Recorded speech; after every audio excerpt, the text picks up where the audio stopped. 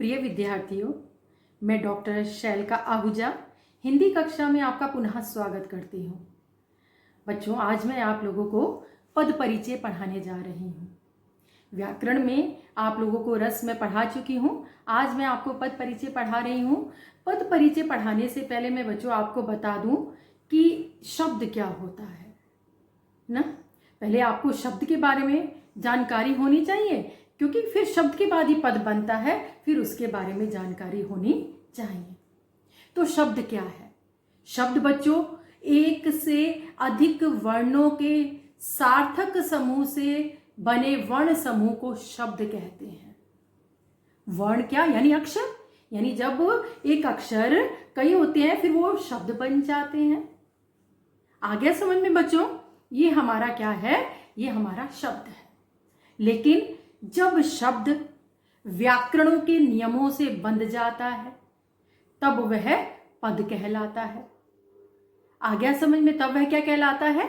पद कहलाता है। जैसे देखिए, सीता, सीता क्या हो गया? हमारा शब्द हो गया। फिर हमने कहा सीता विद्यालय जाती है, सीता विद्यालय जाती है, तो ये हमारा पूरा क्या बन गया? ये हमारा पद बन गया। आ गया समझ में? यानी आपको पद परिचय आज ये पढ़ने जा रहे हैं तो आपको मालूम होना चाहिए कि पद क्या होता है। एक बार पुनः देखते हैं बच्चों।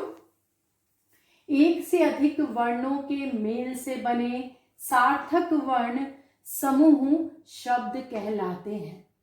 जब कोई शब्द स्वतंत्र न रहकर व्याकरण के नियमों से बंध जाता है तब वह पद बन जाता है। अभी मैंने बताया था आपको, वाक्य में प्रयुक्त किए जाने वाले पद लिंग, वचन, कारक, काल आदि से प्रभावित होते हैं।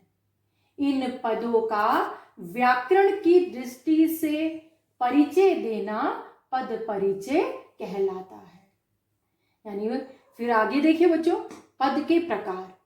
पद के दो प्रकार हैं। पहला है हमारा विकारी पद और दूसरा हमारा अविकारी पद। अब विकारी पद के अंतर्गत हमारे कौन कौन से आते हैं?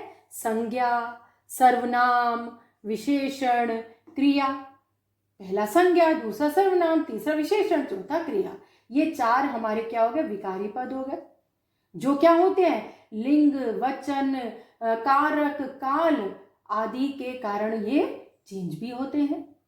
अब इसके बाद विकारी देखिए, क्रिया, विशेषण, ये हमारा पहला हो गया। समुच्चय बोधक, संबंध बोधक, विस्मयादि बोधक और निपात, ये हमारे क्या हो गए? ये पांच हमारे अविकारी पद हो गए। इनका लिंग, वचन, कारक से कोई प्रभाव नहीं पड़ता इन पर। आगे समझ में? अब आगे देखिए, अब हम जो पद परिचय आज करने जा रहे हैं उसमें सबसे पहले हम आज संज्ञा पढ़ेंगे। ठीक है बच्चों? यानी मैंने आप लोगों को पद के प्रकार बताए, पद के मैंने दो प्रकार बताए। आज यानी आप पद परिचय करने जा रहे हैं, पढ़ने जा रहे हैं, तो पद परिचय में आपका क्या होगा? कोई एक पद दे दिया जाएगा और कहा जाएगा इसका परिचय दीजिए, है ना। जैसे परिचय कोई भी हम इंट्रोडक्शन किसी का लेते हैं तो पूछते हैं ना, कहाँ रहते हो, आपका नाम क्या है ना, आप कहाँ रहते हैं, आप क्या करते हो, ये सारी चीजें पूछी जाती ना। तो ऐसे ही हमारे इसमें भी पूछी जाएंगी। कोई एक पद दे दिया जाएगा और पूछा जाएगा आपसे कि उसका पूरा व्याकरणिक परिचय करो। व्याकरणिक परिचय किस आधार पर किया जाएगा, ये आज आप पढ़ने जा रहे हैं।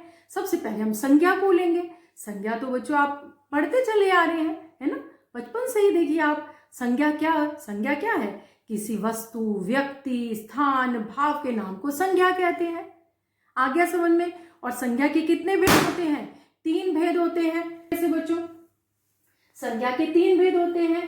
पहला हमारा व्यक्तिवाचक संज्ञा, किसी विशेष ग्रंथ, व्यक्ति, स्थान, वस्तु या प्राणी के नाम, है ना। जैसे देखिए रामायण हो गया, पुराण, राम, दिल्ली, गंगा, ये क्या है? ग्रंथ हमारे ये हो गए, रामायण, पुराण, है ना।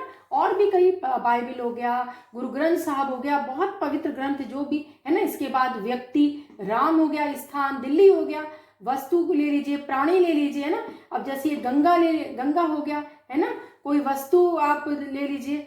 तो यानी जिनके ये जो नाम होते हैं वो व्यक्तिवाचक संज्ञा के अंतर्गत आते हैं। आगे देखिए जातिवाचक संज्ञा, किसी प्राणी, पदार्थ या समुदाय की पूरी जाति का बोध कराने वाले शब्द क्या कहलाते हैं? जातिवाचक कहलाते हैं। जैसे मनुष्य, नर, नारी, नदी, फल, फूल, सेना, कक्षा, परिवार। यानी आपने देखा जो पूरे समुदाय का बोध कराते हैं, है ना। जैसे मनुष्य हो गया, नर हो गया, अगर पर्टिकुलर कोई नाम होता है तो व्यक्तिवाचक के अंतर्गत चला जाता है। जैसे नदी है, नदी हमारा क्या है? जातिवाचक है।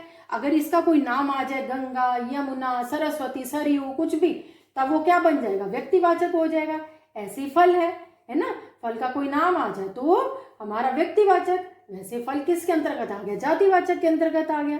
ठीक है। इसके बाद नेक्स्ट देखिए भाववाचक संज्ञा, किसी व्यक्ति या वस्तु के गुण, दोष, धर्म, स्वभाव, अवस्था, भाव आदि का बोध कराने वाले शब्द क्या कहलाते हैं? भाववाचक संज्ञा कहलाते हैं। जैसे सुंदरता, कुरूपता, लंबाई, चौड़ाई, पवित्रता, बुढ़ापा। और इसको वैसे भी बच्चों भाववाचक जो संज्ञा होती है इसको हम फील करते हैं, है ना। जब हम महसूस करते हैं, हृदय से महसूस करते हैं, तो वो हमारी भाववाचक संज्ञा के अंतर्गत आ जाती है। आगे समझ में हमने संज्ञा के 3 भेद बताए, क्योंकि हम जो आज ये सब बताने जा रहे हैं तो आप इसी के आधार पर पद परिचय करेंगे। अगर संज्ञा का आपको कोई आ जाता है कि इसका पद परिचय कीजिए संज्ञा शब्द का, तो आपको मालूम होना चाहिए, क्योंकि आपको बताना पड़ेगा उसमें कि उसका कौन सा भेद है, व्यक्तिवाचक है या जातिवाचक है या भाववाचक है। व्यक्तिवाचक में पर्टिकुलर कोई नाम होगा बच्चों, और जातिवाचक में पूरे समुदाय के बारे में, है ना, कोई भी हो सकता है वो, है ना। नदी हो गया, हमारा मनुष्य हो गया, ये सब ऐसी भाववाचक जब कोई चीज फील होती है, महसूस करते हैं जो हम, है ना, भाव का जो बोध कराने वाले शब्द हैं। अच्छा, इसके बाद हम इसका व्याकरणिक परिचय देखते हैं। आइए बच्चों कि संज्ञा का हम व्याकरणिक परिचय करते हुए किन किन चीजों का ध्यान करते हैं। संज्ञा का व्याकरणिक परिचय करते हुए हमें इसमें बच्चों आप लोगों को भेद बताना होगा, लिंग बताना होगा। लिंग में क्या बताएंगे आप? लिंग हमारे 2 हो गए, पुल्लिंग और स्त्रीलिंग। आप उसमें देखेंगे अगर लिंग स्त्रीलिंग है तो आप स्त्रीलिंग लिखेंगे, पुल्लिंग है तो पुल्लिंग लिखेंगे। ऐसी वचन, वचन 2, एक वचन और बहुवचन। वैसे 3 होते, लेकिन हमारी हिंदी में आपको 2 ही बताने होंगे, एक वचन और बहुवचन। ठीक है। इसके बाद आपको बच्चों लिंग, वचन, कारक, कारक बताना होगा। कारक क्या है? कारक देखिए अब बताती हूं मैं। जैसे कर्ता ने, आप ये भी पढ़ते चले आ रहे हैं, कर्ता ने कर्म को करण से, देखिए बच्चों ये है, जैसे कर्ता ने कर्म को करण से के द्वारा संप्रदान के लिए अपादान से या अलग होने के अर्थ में हो गया। संबंध का, की, के, रा, री, रे, है ना। अधिकरण में, पर, संबोधन, हे, अरे, ये हो गया। ये हमारे क्या हो गए? कारक हो गए। यानी पद परिचय के आवश्यक पहलू क्या हो गए? अगर हमने संज्ञा का पद परिचय करना है तो हमें भेद बताना होगा, फिर लिंग बताना होगा, फिर वचन बताना होगा, फिर कारक बताना होगा, फिर संबंध बताना होगा कि क्रिया के साथ इसका संबंध क्या है।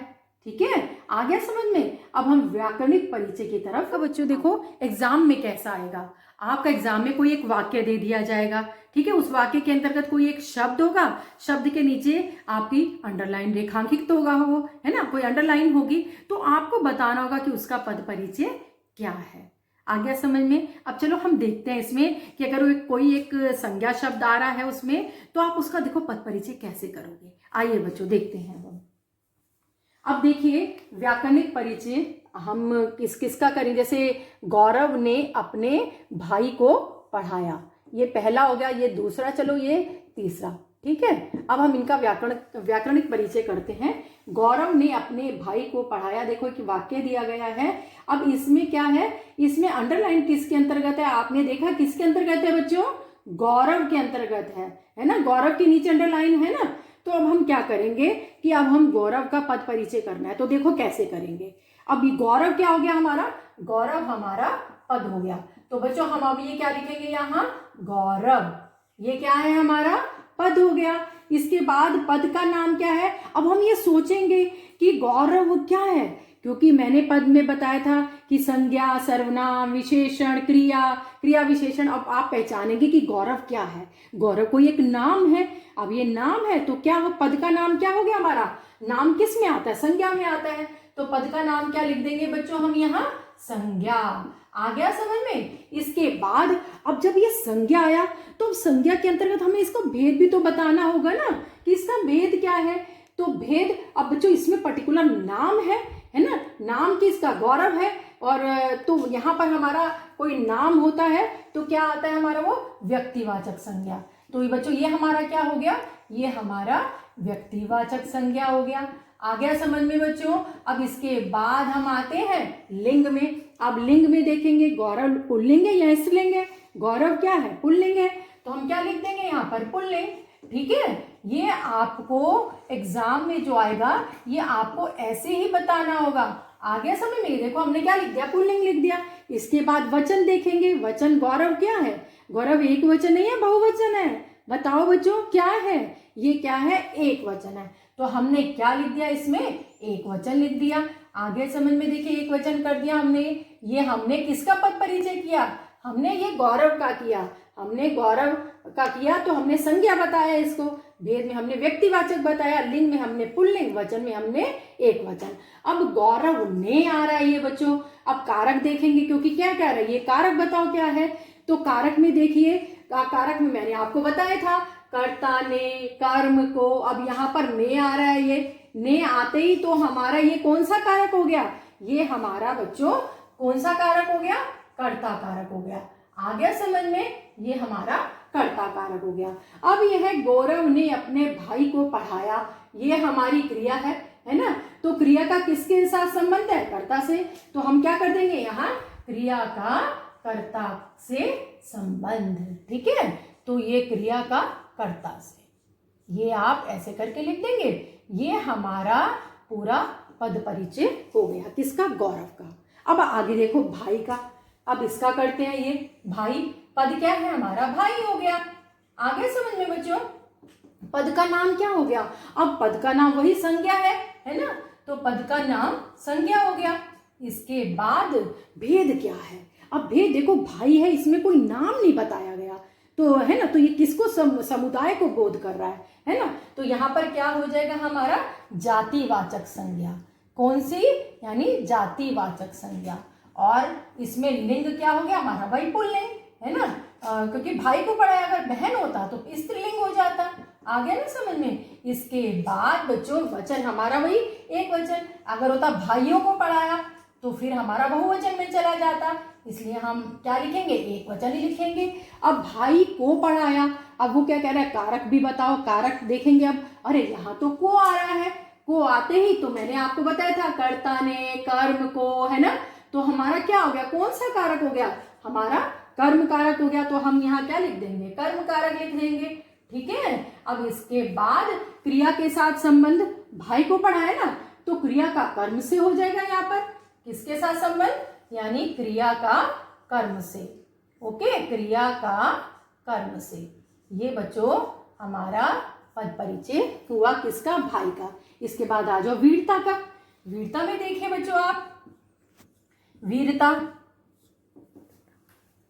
वीरता वीरता में आप देखिए, वीरता में पद का नाम वही है ना। अब देखिए शिवाजी ने वीरता से युद्ध किया है ना। वीरता ये शब्द आते ही हमें ये लग रहा है कि हाँ, महसूस करने, फील करने वाली चीज है।